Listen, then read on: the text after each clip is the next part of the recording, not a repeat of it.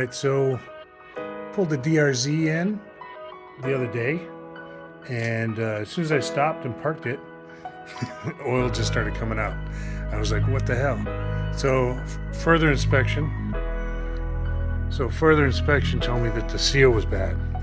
So this was the shifter seal, and it was behind here, as you can see.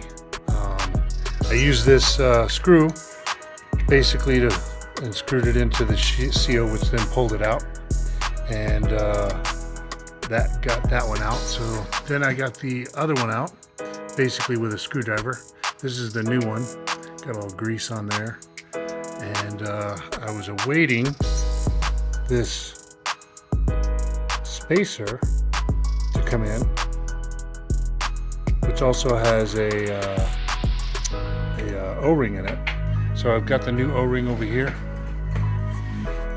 and these are the parts that I used, so you can take a photo of that if you'd like. Ordered from Revzilla. So here's the O-ring, and then I got a new obviously Sprocket Washer, and the spacer just came in, so I'm going to finish this job up. Alright, so that's the spacer number. This is a 2005 DRZ400E.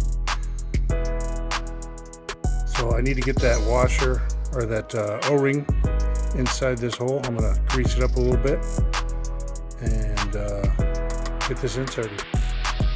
So the O-ring's in. I'm not sure what these reliefs are on the actual spacer. Comment below if you know what those are. But I do know that whenever I take something apart, obviously, I put them in the order that they came off.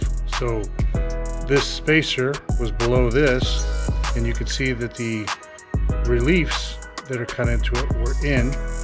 So I know that the new one needs to go in as well.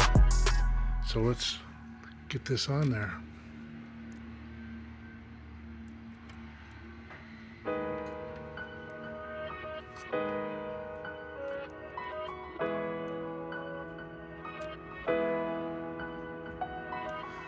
There, spacer's on. I'm going to clean up this sprocket and put the keeper on, and we'll get back at you. As you can see, I got the retainer on there, for lack of a better word. I'm going to add a little Loctite, get those things mounted, and then we'll go for the sprocket. So the retainer's on there, spacer's in. I'm going to stick the sprocket on now. As you can see, that the sprocket is flat right here, okay? And if you look at the washer here, it kind of has a bevel. So in looking at the blueprints, it looks as though the bevel is out like this. And then obviously confirming that, if I put the bevel in here, when I say put the bevel in, if I put the bevel in, then it's just going to bend this washer. So confirming that it needs to go on the outside by looking at the blueprints is a good thing.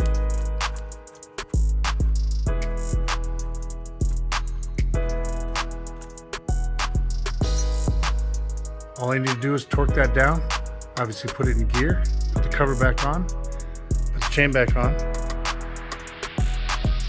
and we'll be ready to go. Alright, so finished up on the chain, cleaned the chain. That nut that goes on the sprocket is 79.5 foot-pounds. Got that tightened up. Check the oil. And for those of you that don't know how to check the oil on a DRZ, make sure that you get it up to temperature.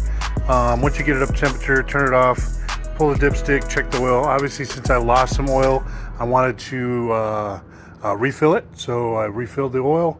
Everything looks to be good now. She starts up.